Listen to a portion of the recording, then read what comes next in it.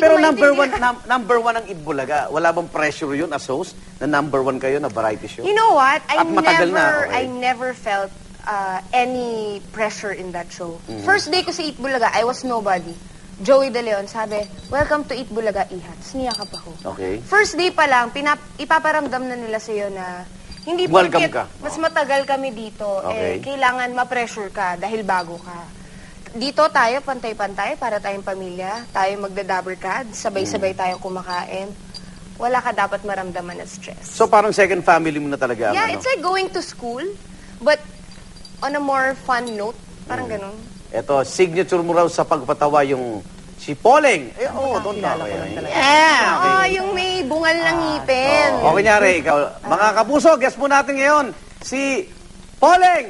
Hello po, Kuya Arnold! Kamusta na po kayo? Ang saya-saya ko po, naimbitahan po ako dito. Parang ganun. At meron ka lang ano, no? Meron lang naka-pigtail, Ayan. tapos naka-bungal na prosthetics. Oh. Saan mo nakuha yung karakter na yon? Di ba sa Eat Bulaga, mahilig sila mag-skit-skit. Tapos kinarino nila, nagpagawa silang prosthetics. It worked naman, so dire-diretso. Okay, pero minsan natawag ka ring Fallen, Luna. Ako napanood ko to eh, nasa out of ano yata kayo? Davao, Oo. ito ba yun? Ayan, tapos bigla kang nahimatay. Ayan, yung Eat Bulaga po, nandun yung The Barkads. Ayun! Yun. Ang malupit doon, tinamaan ko si Alan Kay, tapos tinignan niya lang ako. Ayun, ayun. Hindi niya man lang ako Tingnan mo! Oh, Hindi ako inalalayan niya ba ako? Sabi niya lang, ay! Ikaw ba'y nag-agahan? Ano ba, bata? Hindi, I think, mainit yan doon, eh. anong nangyari? Ang maling mixture ng Kasi ang Kasira flight tiyan mo? namin dyan is 3 a.m. Okay, wala ka pa tulog. Walang tulog. Tapos ang nakahandang pagkain, lato. Ah? Lato. Okay. Hindi ako kumakain ng gulay. Lato. Yung parang seaweed yun. Oh. Hindi ako kumakain ng gulay. Kasi for some odd reason that day, napakainit. Sabay-sabay siyang bad mix. Oo. Naimatay ako. After niyan, dinala nila ako sa ospital. Ospital na. Ang masakit dito, free-nug-test nila ako. Anong? Yung pregnancy Oo, test. bakit? Oo, ganun ba? So, Sabi lalo ko, ka grabe natawa. talaga mga tao, mga judgmental talaga. Oo. Okay, sanay ka na.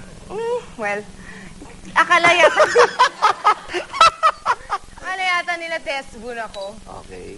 Pero hindi naman. Naman, sinabi, pinaliwanag mo na yun. 2 years ago, aktibo ka sa Twitter, at iba pang social networking site, pero dini-activate mo ito.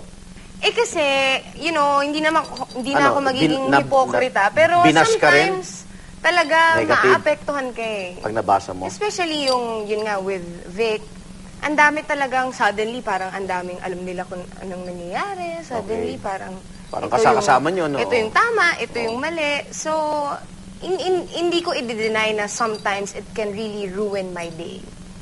So sabi ko, para tapos na, alam Masyado ko ng naman personal, na, masakit na. oo, wala naman akong ginagawang masama. Diba? Tinigilan ko na lang. Okay. Pero darating ang panahon, activate mo ulit? Hindi ko alam. Ayaw mo Parang na? na-trauma ako.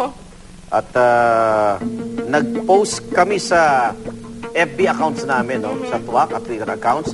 Mga gusto itanong sa'yo. Nakakatakot ba itong mga Hindi, safe naman. O meron din kaming parang security code. Okay. Mula kay Liv Joan Pederis, kung ikaw ay bibigyan ng tsansa na mag-aral uli, anong kurso kukunin mo daw uli? Siguro, I'd take education. Kasi gusto ko, ang dream ko talaga hanggang ngayon is maging preschool teacher. Uy, mga bata. I have a very, very big heart Sa for mga kids. bata. So, Okay. Tanong naman ni Andrew, ilang taong ka na at ilan daw ang naging seryoso mong relasyon? I'm 24 years old.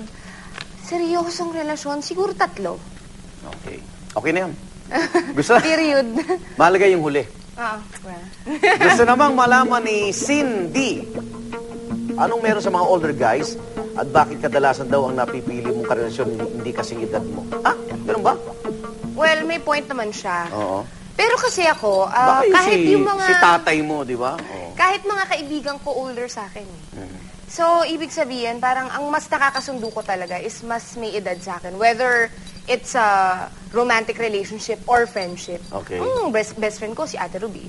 Yung mga kabarkada ko sina Julia, Kimpy, Alan. Ang mas kaswa ko talaga, I think, is yung older. Okay.